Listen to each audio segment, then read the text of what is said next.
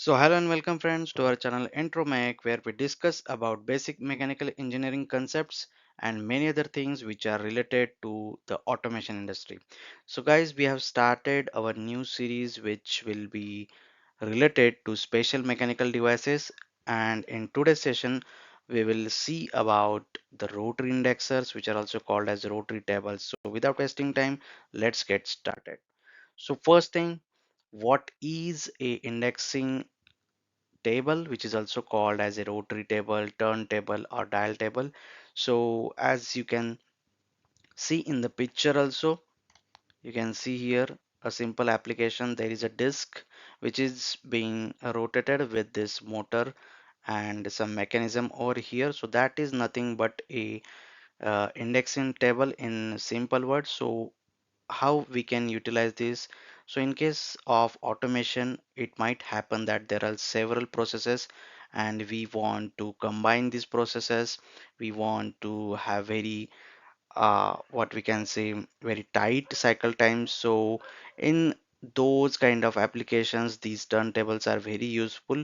So we can see that it rotate around the axis, stops and performs the operation. So basically this disk will rotate, and according to our inputs and the timings, it will stop, it will perform the action, and then again it will move to the next position, and this cycle repeats itself. So here you can see one image. So as I told you, there will be some motor and internal mechanism which will rotate this disk as per our speed.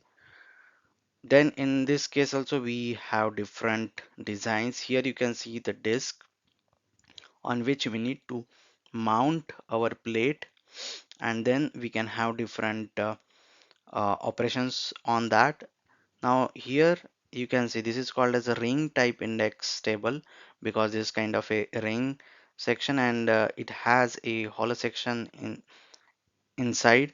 So where we can use this if we have very compact space, and if you want to mount something from this inside space, then these kind of rotary tables are very useful. We will see what are the different specifications of these tables. Okay, so see, this is kind of a working. So there will be a cam mechanism which will rotate the shaft, and you can see there is an engagement inside these grooves. So according to our station requirement, these will be designed. So that is why it is very important that we should know the system inputs, how many stations we want, and so many other things are there.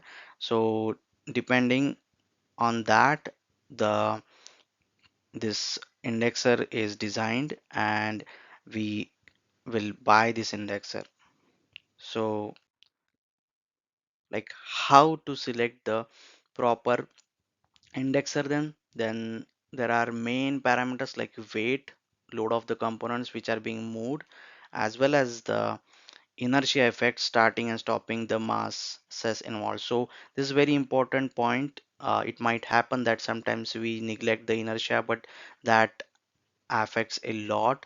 So we should first know how much load we will be having on that dial table, what will be the stations, if there are any specific stations like let's say punching or pressing. These kind of stations will apply different forces, so those will be like kind of external forces, so that should also be taken into consideration. So considering the behavior of the requirements of acceleration and dwell times, so this will be dependent on our automation goal, like I said, depending on our cycle times, for how much time we want to rotate, for how much time we want to stop at a particular station to have our process. So depending on that, the cam design will be there, and the motor selection, gearbox selection, those things will be there. And then we have a integration and synchronization with other machines, whether they be onboarding or offboarding parts or performing an operation such as filling or machining. So depending on how it is being integrated, as It might happen that it is a standalone system, or it might be a part of a complete automated system. So these things we need to take into consideration. So let's see now, this V's automation is one of the manufacturer of different kind of indexer. So here I'm not promoting any kind of manufacturer. We will be just going and we'll see what are the different specifications that are required to be considered. So as soon as you go into the site, you can see the products. Here we have rotary indexing tables, so we can go on that rotary indexing tables. Now here we can see the different types, like a rotary indexing table. The first one is TC, like I earlier explained, and this is like rotary indexing rings, which I explained earlier. So they have large central opening and extremely flat design. So let's see, like what are the different specifications that we should look into. Let's select the TC type.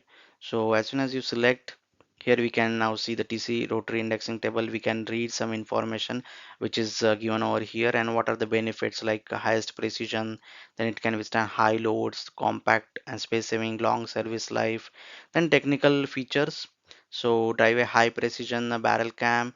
So as we saw the internal construction, then it's a compact size.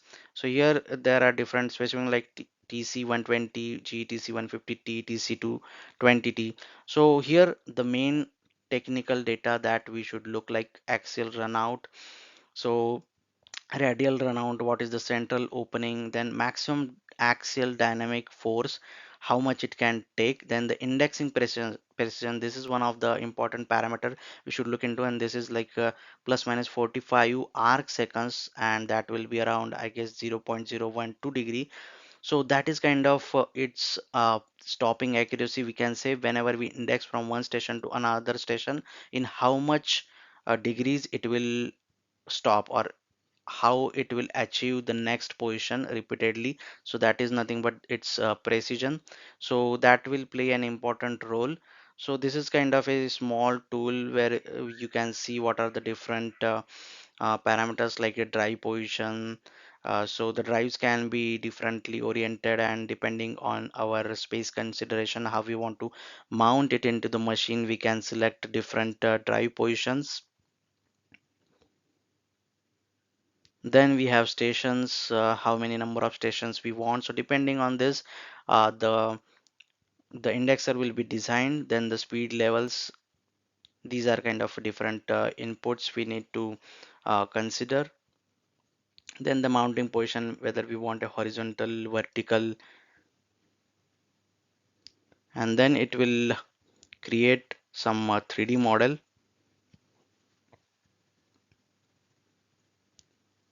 So it will take some time, so you need to register it so that you can download the file. So meanwhile, let's just check another indexer, like the indexing ring, what are its different specifications.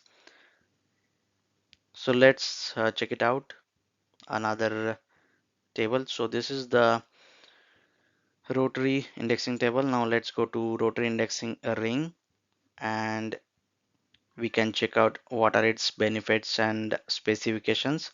So benefits, again, high parts accuracy, long service life, and the technical features, like flat design with a very large central opening. So this is kind of a thing which I was talking, it has a flat design. We can see the different see, this is the ring on which we can directly mount our fixtures, so no need to add another plate on the indexer. This itself will act as a what we can say, a turntable disc, or a indexing disc. So it will be having the rollers and all those things. We can see here the pin mounted cam rollers. So that will be the thing. Again, in its technical specification, we can see what is the indexing precision, then the different parameters over here, like the indexing precision, it is around 18 arc seconds. So axial runout in around 50 microns, radial runout the central opening. The dynamic force here, you can see 7,000 Newton. So that's huge, like 700 kg, but that is kind of maximum force capacity depending on various factors. So that is why it is important to decide like how we are placing the components on the indexer, and also we need to select the capacity wise indexer. So these are the technical specifications that we should look depending on our application,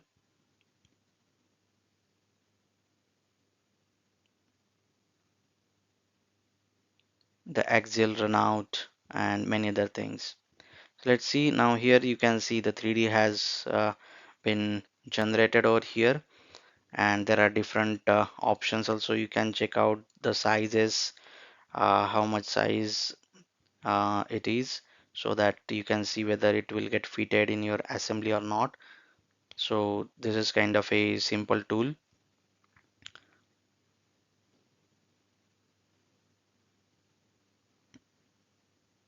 which gives how the indexer will look like, where are the mounting holes and all those things. So that will be helpful to decide how we will mount it inside the machine. So this is about just a brief introduction about the indexers, what are its type, and how we can consider different parameters. So in the next session, we will actually select an indexer depending on our application. So that will be even more helpful. So I hope you guys have got an idea about the indexer, and if you have any doubts, please do write into the comment section and we can discuss over there. Until then, keep intro making. Thank you.